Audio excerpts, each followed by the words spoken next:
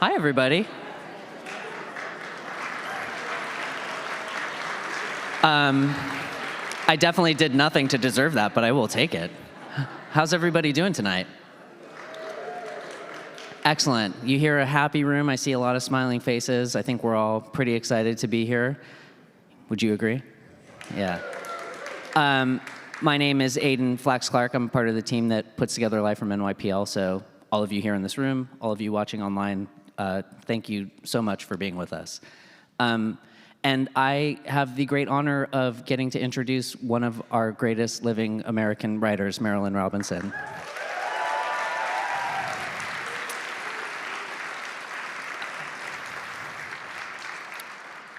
I mean, I know that applause when I first came up was for her, but I'm going to pretend it was for me. She is, of course, here to talk about her remarkable new book, Reading Genesis, a meditation on the first book of the Old Testament. And if you love Marilynne Robinson, and obviously you all do, this is exactly the kind of book that you'd hope she might write. So if you haven't had a chance when you came in, books are available for purchase afterward. I really encourage you to pick up a copy. Marilynne will be signing them over here after the talk. And if you're watching online, you can buy the book from our shop. And of course, if you have a library card, and you all have a library card, all right. I see someone back there looking like kind of nervous, but I'll come find you. You can get it with your library card, along with all of her books, and also the books by our other guest tonight, Ayana Mathis, who we are thrilled to have join us for this conversation. In addition to being an incredible and best-selling author, Ayana was also a fellow here at the library's Coleman Center for Scholars and Writers, where she worked on, I believe, her most recent book, 2023's The Unsettled. And she was also a student of Marilynne's at Iowa. Tonight's event highlights a long-running exhibition that we have upstairs called Treasures, which is kind of like the greatest hits of our special collection. Has anyone been to see it before? Great. Well, just so you know, it's up for 75 years, so if you haven't been there yet, you have time. And if you've already been, it actually changes every 3 months or so, so it's always a different exhibit. So if you have been, you have reason to go back in the future. But it is divided into 9 thematic sections, and in each of those sections you will find rare books, pieces of art, manuscripts, ephemera, all kinds of things that showcase the incredible collecting that this institution has been doing at all 3 of its research centers for over 125 years. You can find batons that belong to Toscanini, artwork by Matisse, manuscripts by Maya Angelou, a piece of Percy Bysshe Shelley's skull, and rare, beautiful books like one of our 6 first folios, and of course the Gutenberg Bible, which is in a section on belief, which is why I mentioned it tonight with this talk. Belief highlights the history of collecting that we've been doing around scripture and other religious writing, and it's a really remarkable section. So if you haven't been, please go upstairs. Unfortunately, it will be closed tonight, but it's open every day we are, and you can also look at it online, nypl.org/treasures. We have a lot of great lives coming up in the weeks ahead. Next week, we have Supreme Court Justice, former Stephen Breyer, Secretary of State Hillary Clinton. I don't know if you've heard of them. Those are actually sold out, but the live streams are available, so please join us for that. And further on into April and May, we're going to have classicist Emily Wilson, novelist Colm Toibin, Jamaica Kincaid and Kara Walker, Michael Stipe, and a whole lot more. So go to nypl.org/live. Please come to all of them. They are all free. I think we're like one of the very few places you can do anything free anymore. If you saw on your chairs the note cards, those are for asking questions at the end, so please write down your questions. Some of my colleagues will walk by on the sides to collect them. If you're watching online, you can put your question in the chat or email publicprograms@nypl.org. I believe Marilynne will be glad to answer as many as she can at the end, and we always love to hear from you.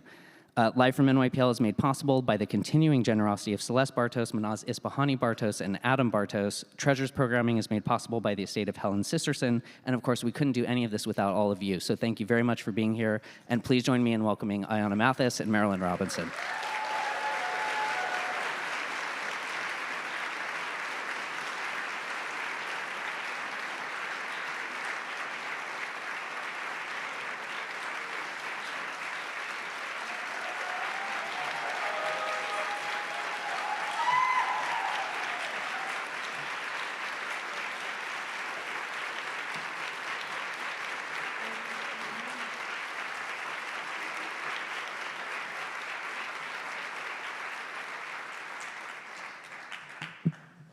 Hi. Hello to everyone. I'm so honored and grateful to be here, and not just a little bit nervous, but Marilynne's a little nervous too. I don't know why. I think I'm the only one that should be nervous here, but there you go. So thank you. I'm very glad to talk to you. My pleasure. Besides that, somebody else chose you. Is it true? I was delighted. So I want to say I just found out while we were kind of waiting to come out that reading Genesis is number 5 on the bestseller list, and I mentioned that to say, obviously, to say congratulations to Marilynne, but also because one of the things that you and I talk about a lot is how we're sort of told that a hunger for this kind of intellectual engagement and religious engagement is sort of not present anymore. You know, it's kind of the going line, but I think number 5 kind of proves it wrong, right? I'm delighted. It's wonderful. All right, so I'm gonna sort of get right into it. The first thing that I wanted to ask is kind of the basics. Basically, sort of, what is reading Genesis? That question that writers always love. What's this book about? But I'll be a little more nuanced than that. What I mean is that, you know, certainly the book is it's unprecedented in terms of its mode of engagement, because it's not commentary in the usual sense of commentary. It is scholarly, but it has a lot of bones to pick with a lot of scholarship around the book of Genesis. It is not evangelical in the way that we're used to hearing that term, in the sense of the literal interpretation of the Bible. So it kind of carves out its own niche. And I wondered if you could talk a little bit about sort of how you were thinking about it as you created it in terms of approach and genre, and then also kind of how you wanted readers to interact with it. I have been fascinated with scripture for a very long time. I love antiquity in general, and that is, for me, the sort of prime focus of the most engaging ancient voice that comes to us. I've always been very struck by the beauty of it, and I have, especially with Genesis, read very little that reinforced the idea that it should be beautiful. There's a kind of debunking energy in the culture, that a sword that turns many ways, you know. And I think that a lot of early studies of Genesis was sort of the first great enterprise of that kind. In any case, a lot of the scholarship basically tells you that the book is incoherent. And the aesthetic beauty of a piece of literature certainly has a lot to do with coherence. You know what I mean? If you're told that something is fundamentally unintelligible or not meant to be understood as self-referential and engaging parallel and allusion and the rest of it, then you underread the text. You can't actually see it, you know. And so I simply wanted to treat it as a piece of beautiful literature that is beautiful in the way and meaningful in the way that literature is characteristically. Partly because, of course, the Old Testament and the New Testament have both served as very important models for, you know, for English language literature, certainly, and for many literatures. So that's what I did. Simple. Yes, well, I mean, my thought about readers is basically that readers, almost by definition, appreciate a profound and beautiful piece of literature. And if I could make the case that Genesis was to be seen in that way, which I felt very truly that it could, well, then there they have this new text to consider.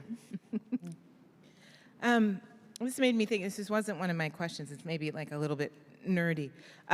You were just mentioning how, you know, this sort of prevailing notion that the book is somehow incoherent. And I think one of the places that some of that, I don't know, interpretation, let's call it, locates itself as in the creation narratives.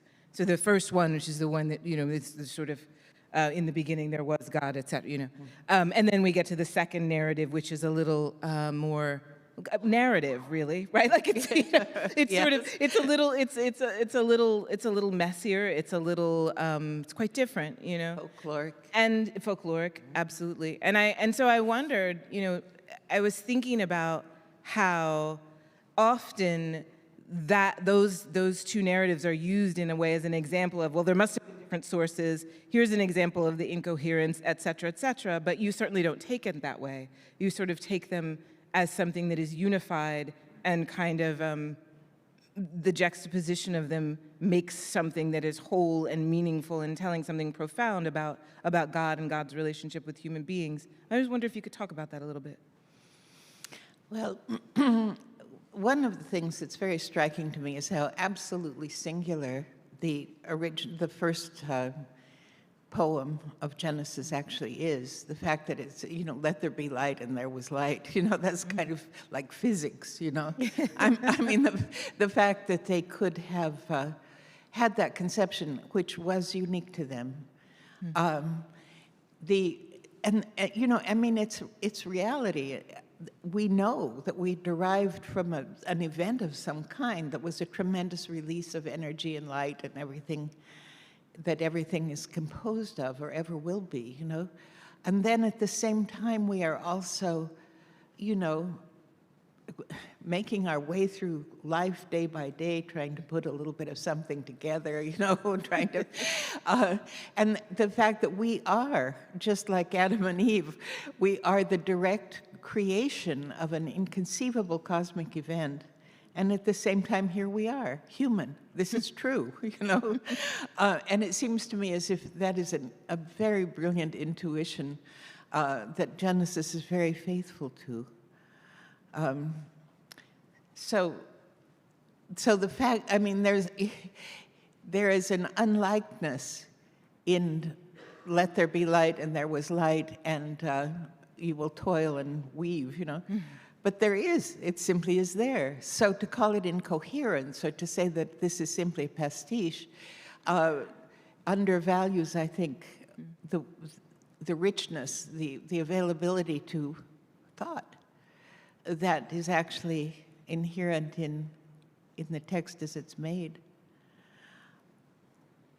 I'm going to sort of switch tacks. I'll go back to my original question that I was going to ask, but that one was a little tangent in my mind. Toward the end of the book of reading Genesis, not the book of Genesis, I realize I'm going to have to keep making that distinction.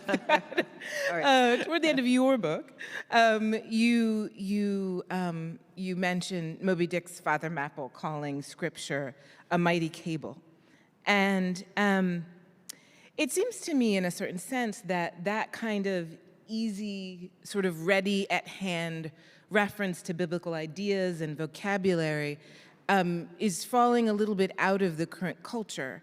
And I think one of the great things about this book, your book, is that it kind of reclaims biblical engagement intellectually and metaphysically as a legitimate and necessary mode of thought, as opposed to being something sort of discredited or fringe or whatever. And so I wondered what you think has been lost as these ideas become a little less explicit and a little less recognizable as carriers of meaning, both for believers certainly, but also sort of for the culture in general. Well, it's a loss of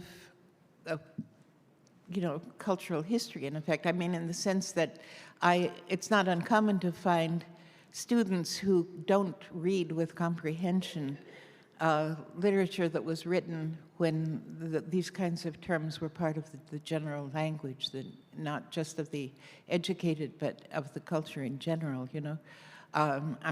England or wherever you want to put it. I think that it's very easy to demonstrate that the greatest thought, the greatest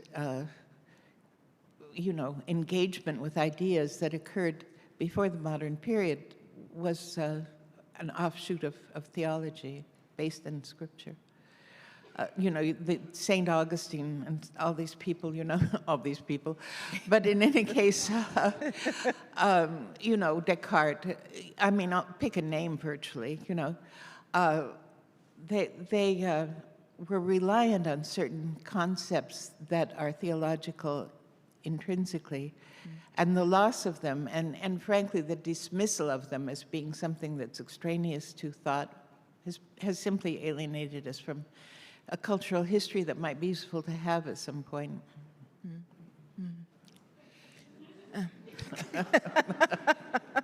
That's an answer.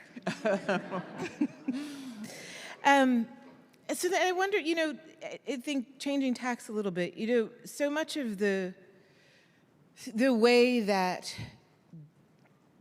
in modernity, but actually maybe not just in modernity, that we come to an understanding of the God of the Old Testament, in quotes. There's a lot of characterizations of that God, and I'm putting that in quotes because clearly it's the same God through the whole Bible. But anyway, that God is as vengeful, wrathful, angry, jealous, all these sort of words that we can think of. And that all kind of gets bundled, I think, into a sense of the Old Testament being a chronicle of a primitive God in some sort of way. And therefore, by justification, the Old Testament itself as somehow primitive. And so I know that your interpretation is quite different, and I wondered if you could talk about that a little bit, and also talk sort of specifically about what is the book of Genesis' portrait of God? Well, I would say one of the things that's regrettable about most of of modern Bibles, by which I mean post-16th century, but in any case, they've internalized what is implicitly a polemic against the Old Testament.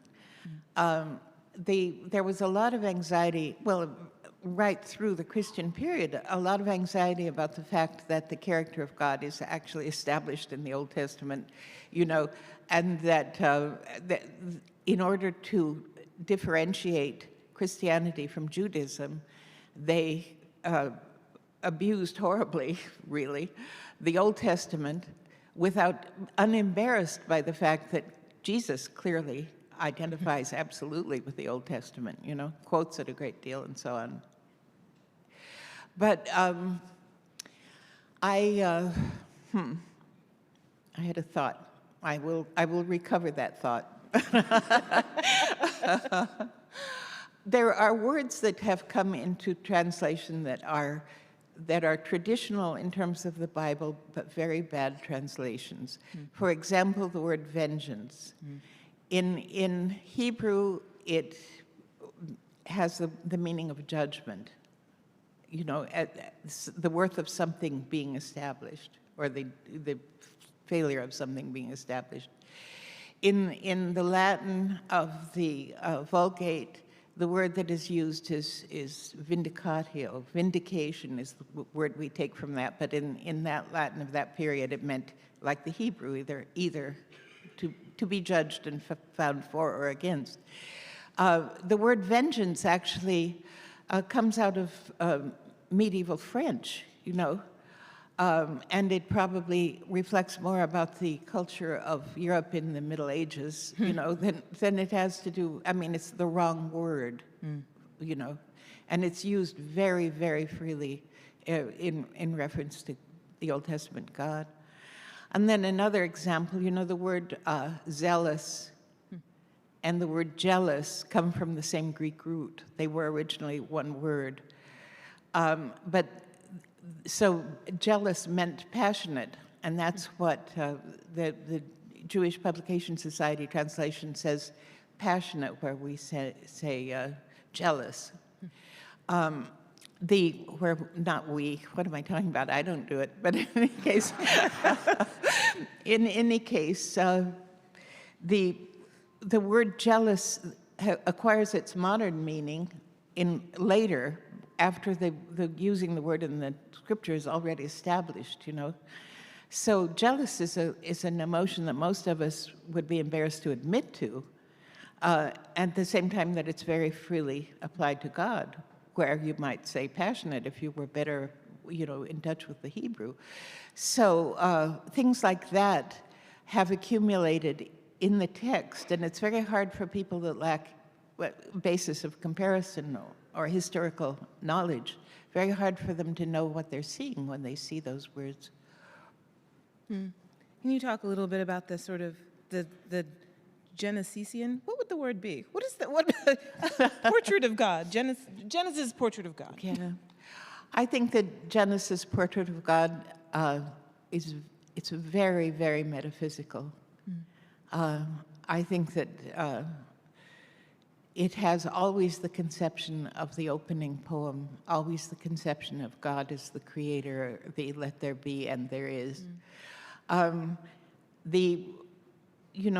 The existence of the finite world, of the known, as we say, world, in that context means that, to me, it's clearly implied, that God restrains himself from making everything possible that is possible. In other words, he creates predictability, continuity, solidity, and so on for the experience of human beings. That's the ultimate Eden that we, physics talks about, decoherence that creates what we would call the reality, the givenness. I'm sorry, my vocabulary is probably sinning in many, many ways. But God is free as the cosmic creator, and God is restrained in making himself, to the degree that he is intelligible, knowable, within the terms of existence as human beings know it. I was thinking about how, it kind of dovetails a little bit on your answer just now, about how so much of your book and the book, Genesis, is about the unfolding of God's providence or intention, we might say, which is very interesting because I grew up in the church and we never talked about providence. We only talked about will, which is very interesting. And for me, I think as a young person was a little discouraging. But anyway, that's an aside. Anyhow, so how a lot of the book of Genesis is this sort of unfolding of God's providence through this sort of pastoral family and its generations, in Abraham and the covenant and all of this. And I think, I wonder sometimes if providence is a difficult concept sometimes for the modern mind. If sometimes there is a sort of question, if the conception of providence is handled badly, that there is perhaps some idea that it means or implies that the future is somehow foreclosed upon, or if it implies that if the future is indeed foreclosed upon in some way, could that lead, again, handled badly, to things like moral complacency or spiritual indolence? And I think that the argument that you make in the book is anything but I wondered if you could talk a little bit about kind of the role of providence in the book of Genesis, and how to think about reconciling that role with perhaps more modern readers' conceptions of it, or negative perceptions of it, maybe is what I mean. Well, I think that in Genesis, in the Bible generally, the idea of providence is something to be imagined over a very long term, for example, if you look at the narrative surrounding Abraham, it really is amazing. This man, who was probably exactly like most of the human beings that existed on Earth, caring for animals, drifting around, that he is singled out, and with the promise of enormous numbers of descendants. But all he ever has is one slightly dubious son, And so he doesn't even have that when the promise was made. Exactly. So he, the Bible itself is already looking back through historical time and probably able to count you know, in the hundreds of thousands, how many people would claim Abraham, you know, which would be already the fulfillment of providence. But then, of course, we come to a point where, you know, how could we count the number of people that figure themselves as descendants of Abraham? You know, we're into billions now, you know. So there's, you know, you could look at that and say that the providence of God is fulfilled, or is being fulfilled, but you would see it in a context that would be completely inconceivable to Abraham, completely inconceivable to, you know, to anybody that lives in historic time. I would say also, as I read the Bible, as I read Genesis, God is very, very protective of human individuality. And that's why he's so forgiving, you know, why all these scoundrelly things happen. And, you know, he really doesn't want these people to be killed for their sins or anything like that, because they always have interesting descendants, right?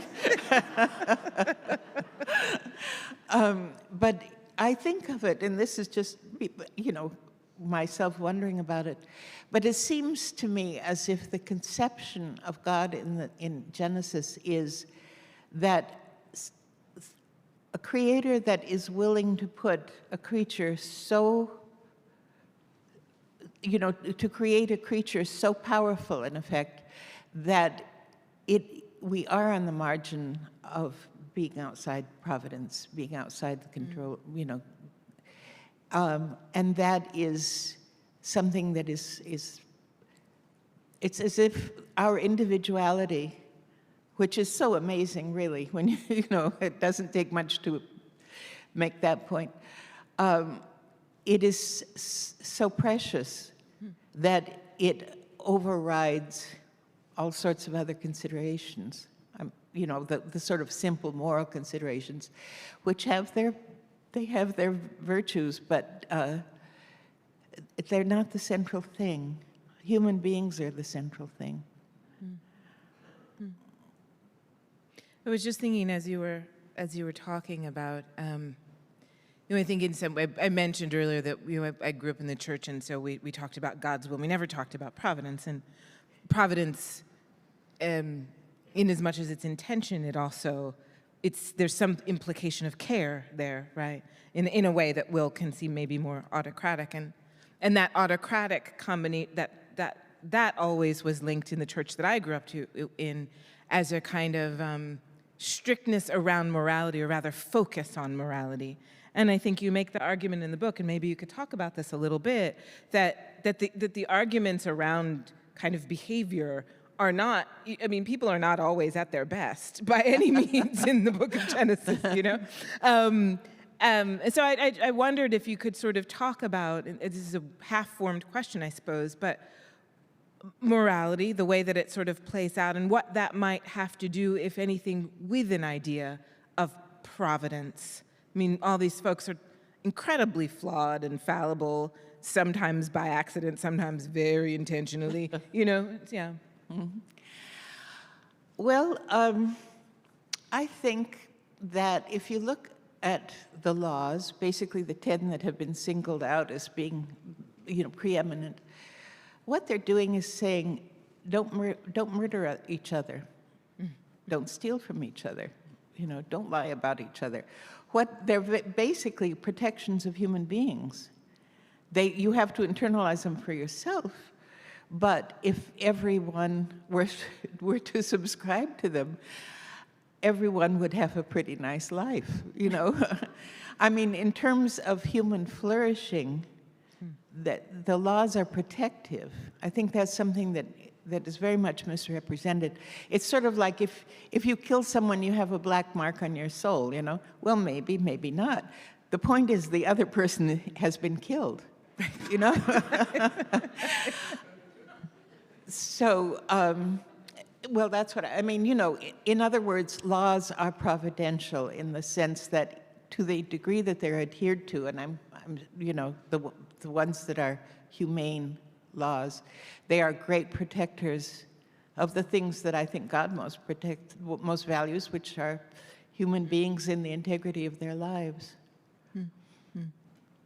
I want to ask briefly about, you mentioned this already, one of the central arguments in reading Genesis, one of your central arguments rather, is that of course Genesis is very deeply human, and sort of human-centered.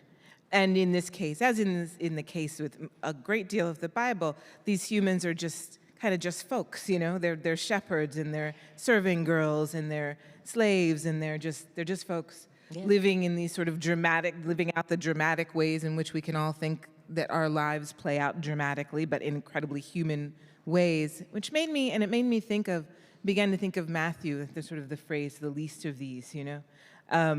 As much as I guess the Bible is continuous with itself, right? But in any case, I wondered if you could sort of speak to, you have a little bit already, but the significance of this human centering in Genesis, and the fact that the humans centered upon, or focused upon, I guess the better way, is often these folks that are just folks.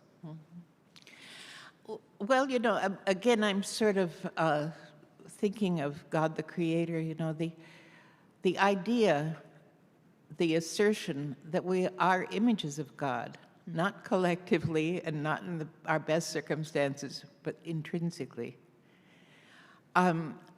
If you think what a human being is, you know, what we do, how, and even in the negative sense of how we have overwhelmed any describable niche for our existence on this planet. You know, we're too much for the planet. The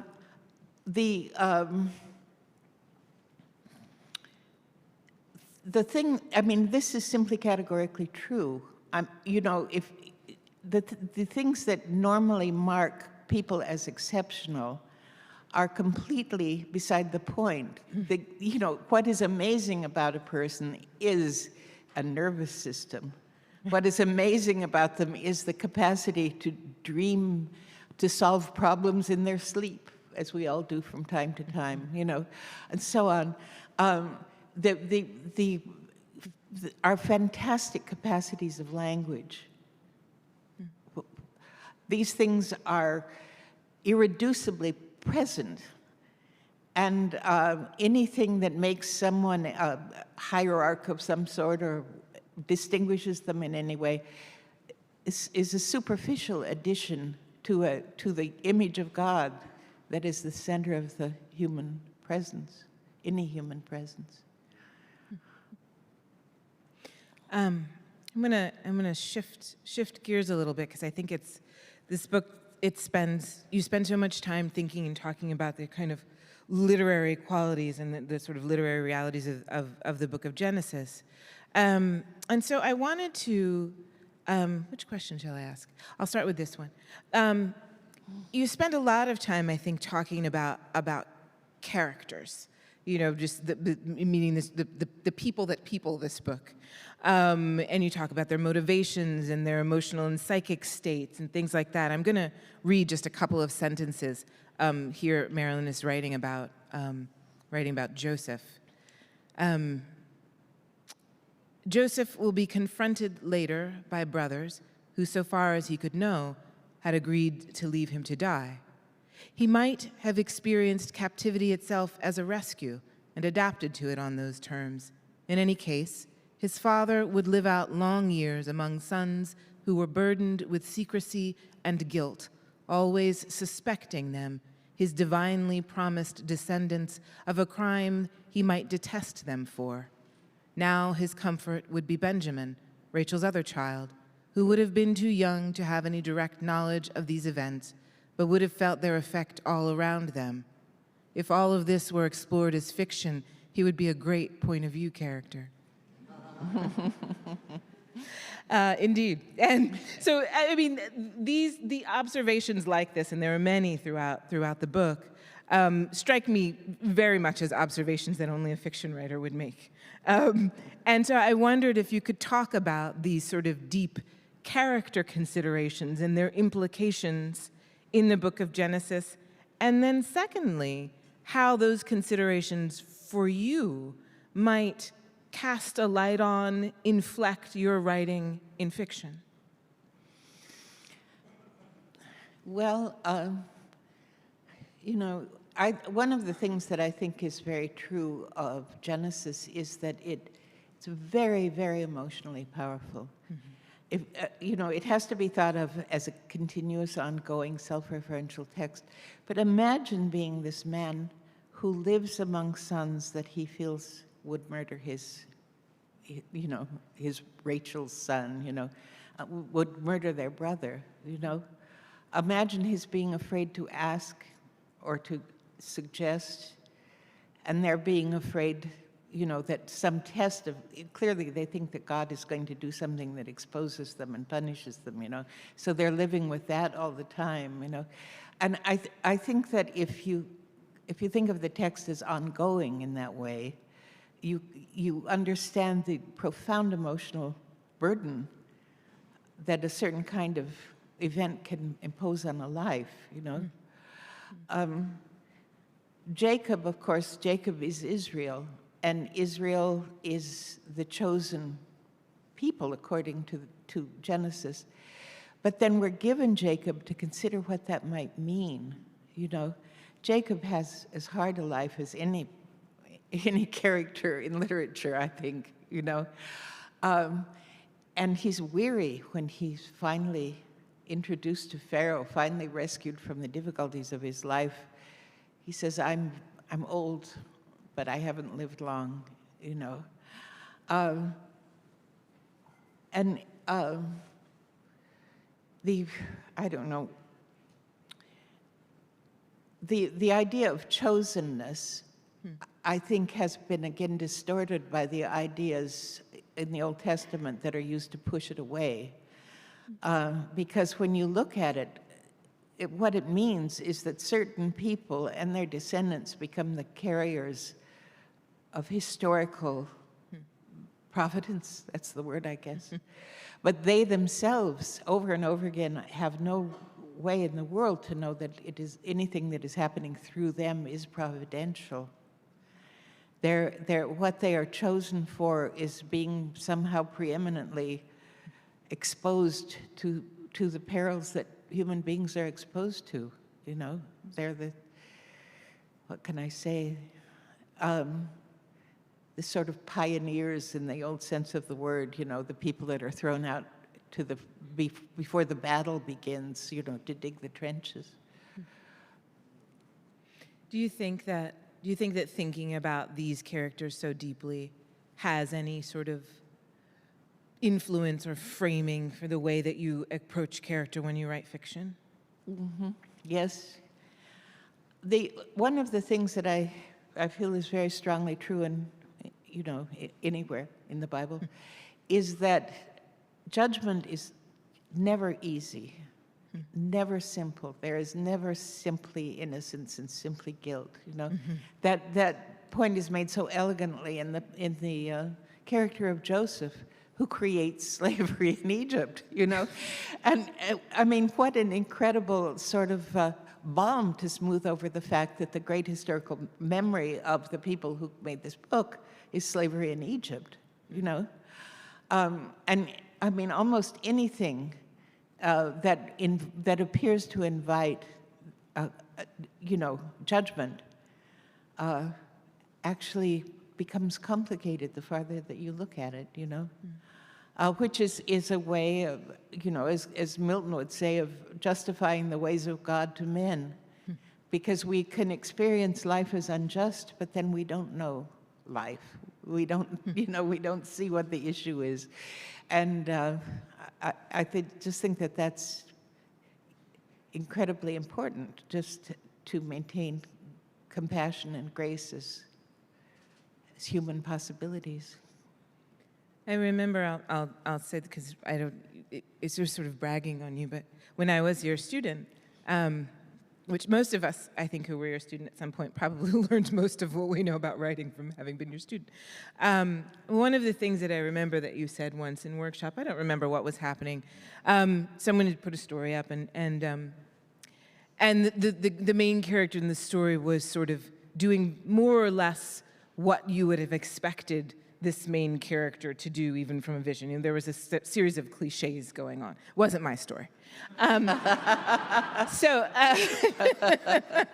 Anyhow, and I remember that, and there was this, what you ended up saying at some point was that part of our job was to not reduce people into some sort of predictable flatness, because human beings were so endlessly capacious and mysterious, which seemed to me now as then a very religious conception of a human being. Well, good. I think, I mean, great, Genesis, great scripture, it reaches, it's sort of like a profound intuition that there is so much more. And, it offers the idea of the human with the, this incredible sixth-day perception of them so much more. Every generation different, every family different, and all of them sort of mutually illuminating and instructive, and so, I mean, all cliches are artificial. It's just paper mache,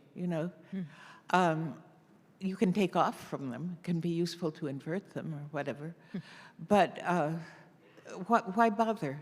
We talk about realism, then be realistic, What is a human being? So there's a passage in the book that you talk about time at various points. And there's a section in which you're writing very beautifully about Psalm 90, which was, and I was struck by that passage especially because Psalm 90 was my mother's favorite psalm. And in any case, so you're talking about time, and the way in which God is characterized in Psalm 90, very briefly, in many ways, but part of it, one of the things it said is God exists from everlasting to everlasting. So it's sort of this portrait of an infinite, always and ever God. And then humans, of course, are vulnerable to time, painfully and beautifully subject to the passage of all things. And I wondered if you can speak to how the God of Genesis is mindful of the kind of vulnerable, time-bound beings in God's creation. Well, I think that you have to say God loves a large family. You think how many more of us there have been, because we don't really last all that long, The pathos of time is something that is very strongly present in the Bible. Together with, everlasting to everlasting, that sort of, you can look at, Babylonian scriptures, look at whatever, of old, Baal cycle literatures and so on that you find. Those gods can die, They might come back again, Baal might be vomited up by death and that sort of thing, but basically, the metaphysics of understanding the possibility of everlasting to everlasting is biblical and extraordinary. And there's a way in which the pagan gods, and you can read about them and see if I'm being fair about, read their literature and see if I'm fair with them, but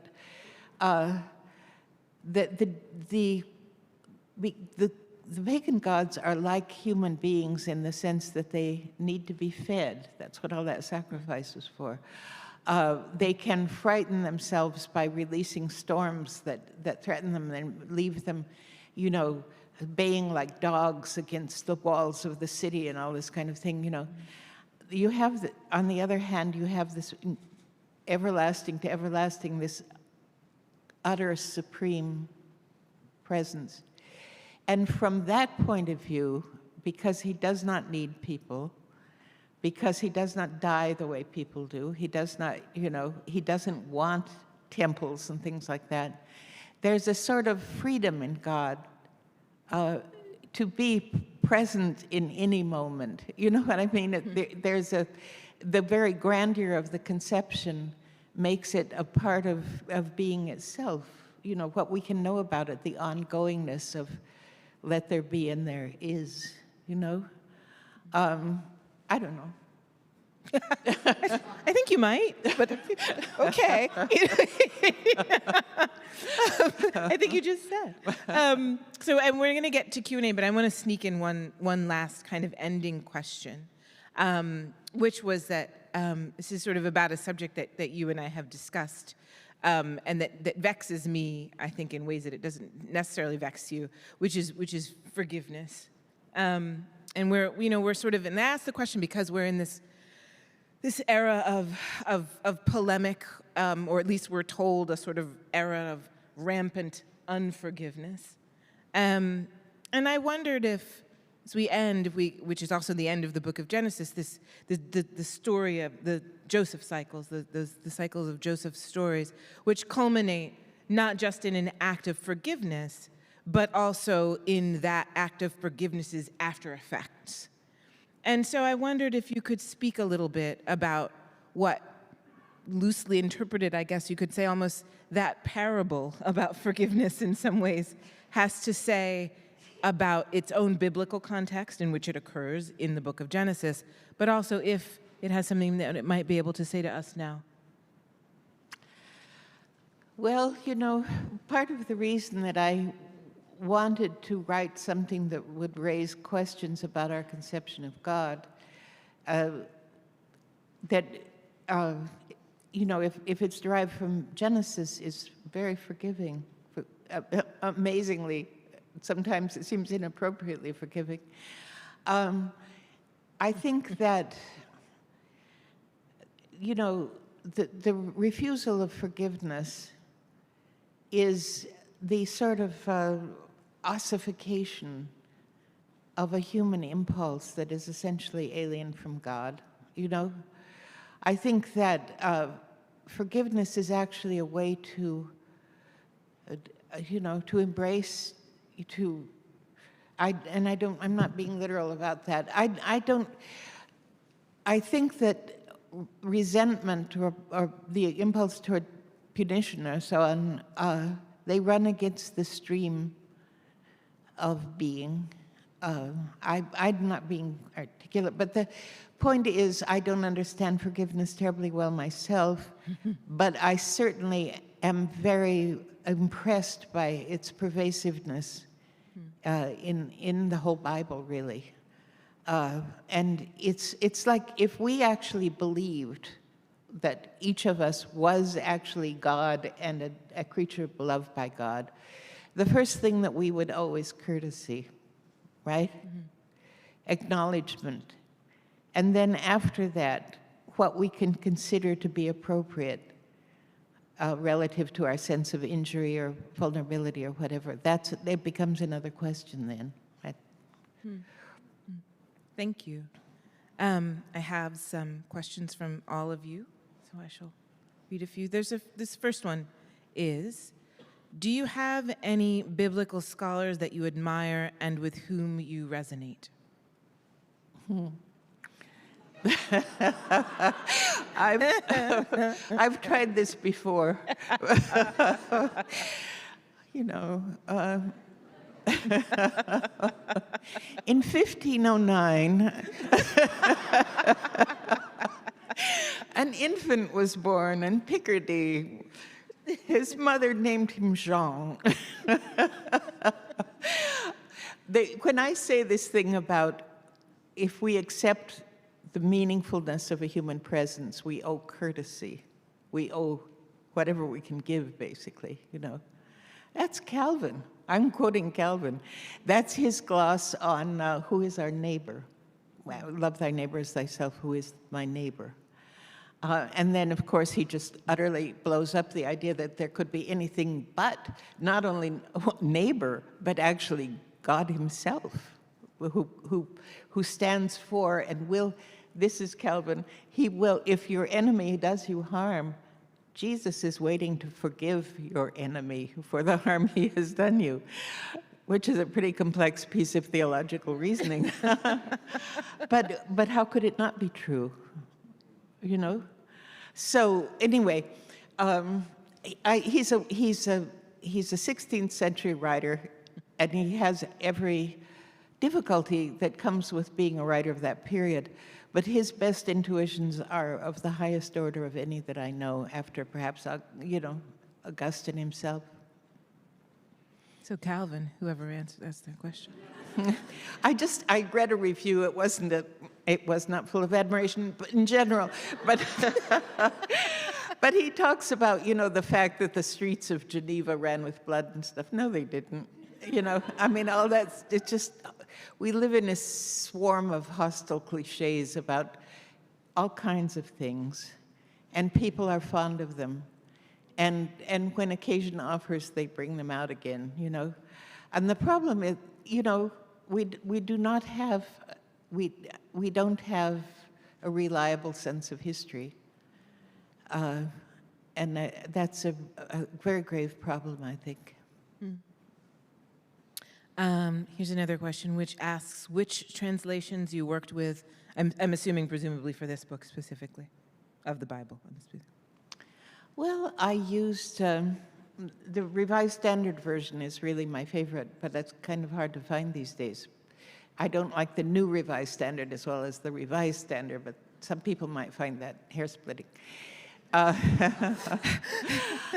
use the King James Version, which is so universal, It's very interesting, you can find a crux in the text because different traditions will translate the same passage in slightly different ways. Sometimes the differences are subtle, but then it sensitizes you to the fact that, that people have thought over these things and there's not finally one reliable Bible. You have to look around and see. For example, I look at the Geneva Bible, which is the 1560s, in order to find out when a modern word like meek comes into the text. The word meek meant, it was an aristocratic virtue, and it meant gracious, in effect. So the gracious will inherit the earth. But it became conventional after that period to say meek, and so we're stuck with meek, and people make jokes about it, and it's simply a great distraction from the question of what is required of a human being, Anyway, I look at the Vulgate. My Latin is good enough that I can basically see what it's doing because, of course, it's following the text, or the text is following it, or however you want to put it. But I look for places where these things rub together, and it sensitizes you. Then you can do the etymological inquiry. Why is this word here, and what does it mean, and what did it mean at the time it was first used, and so on. So that sort of thing. Here's another one. Who do you see as the author of this brilliance? How did these authors achieve this great literacy in a culture with so little written literature? They're human beings at it again,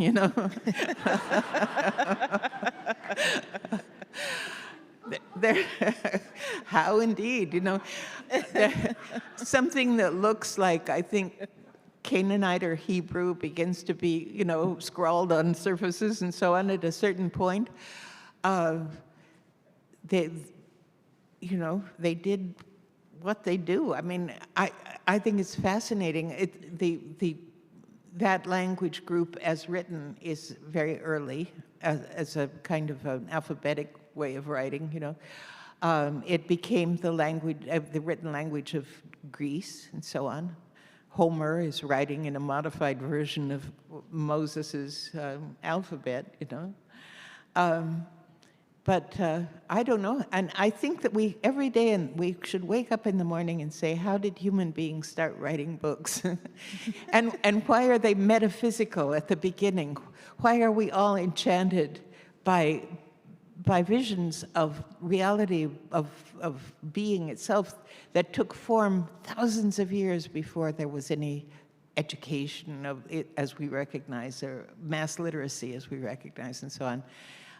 You look at India today, what is it doing? Going back to ancient texts, These things never lose their authority. They're very brilliant. How did that happen? I have no idea. But that is a major component, one of many, of what we have to take into account when we think what human beings are. This question asks how we should think about joy in these times. Although I'm not sure if the times are our times or their times. Take your pick. Okay. I think that joy is something that happens to you if you're available to it, you know? I don't think you can conjure it out of your own being. I think you have to be alert to the possibility of finding it elsewhere. And, you know, here we are, just human beings in the world, and, you know, I mean, people have lived in cities with homicidal armies camped around them, you know, armies that would massacre if they could get through the city walls and so on, or did, you know. To live in a state of terror, real terror, is not rare in human history. We have a lot to worry about and regret and all the rest of it, but there's no reason to think of ourselves as unique in that, none at all. If you read about, you know, the 100 Years' War with the plague going on at the same time and all this sort of thing, cities losing a quarter, half, 3/4 of their population, agriculture failing because the agricultural people died off, you know. We have a heritage of courage everywhere in the world that brought us to this moment, you know. We might need it again, but that's human. That's how it is. How much time do we have? There's two very intriguing questions. I can pick one. I'll pick this one. Maybe we'll have time for the second one. This question asks, what have your character reflections, and I'm assuming that means both your reflections on characters in Genesis and perhaps your characters in your fiction, what have your character reflections taught you about God? Well, in a way, I suppose I approach it from the other side. I take it to be true. I think I mentioned that in that book. That one of the things that the Bible seems to insist on is that God gave us our pleasures, you know? How often are things described as beautiful, you know? And who created the beauty that is inherent in everything that we see as beautiful? And how much can we expand the idea of the beautiful by looking beyond, you know, what is conventional? I think that if you think of people as basically brilliant, basically inaccessible to you and inaccessible to themselves in a profound way, then you've got a character.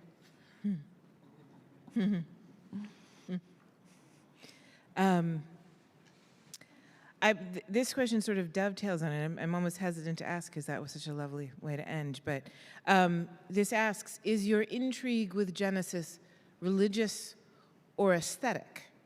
And if both, how do each of these weigh in? You know, if you look at older theology, the word beauty, it's like physics in the sense that, you know, people talk about a beautiful theory, a beautiful formula. There's a way in which the perception of beauty is simultaneous with the perception of the holy in many, many contexts, which is why people build churches and mosques and synagogues and invest as much in the way of beauty in them that they can. Beauty is a language of religion, you know? And that's why when you refuse to allow a text the kind of beauty that it has, you are erasing meaning from it. You are even reducing its accessibility to reverence, which is, of course, central. I think we are out of time. Thank you so much Thank for you. Thank you. all of this. Thank you.